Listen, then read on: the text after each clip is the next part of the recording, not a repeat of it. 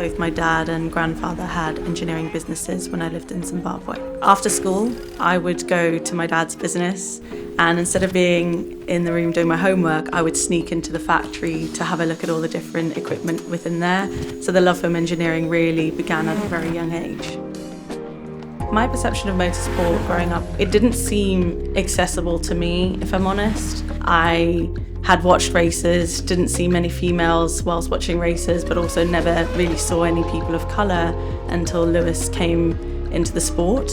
And having someone that looked like me within the sport really made me believe that one day it was possible for me to have a job within that sector, and that was what fueled me to keep going. As a Petronas trackside fluid engineer, I would go to every single Grand Prix of the F1 calendar, and I would analyse all the fluids within the car: engine oil, gearbox oil, fuel. In 2020, at the Styrian Grand Prix, Lewis had his first race win of that season.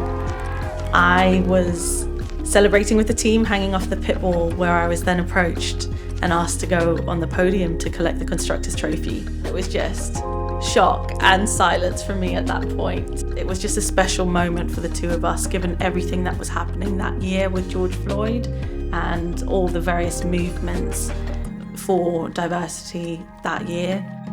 From the podium moment, my social media went crazy. It was a moment where people from diverse backgrounds were able to see that it is possible to enter spaces where you may not think that you belong. A lot of young people have really high aspirations for themselves, but they don't necessarily have an understanding of everything that's possible and the types of careers that are involved, especially within the motorsport sector.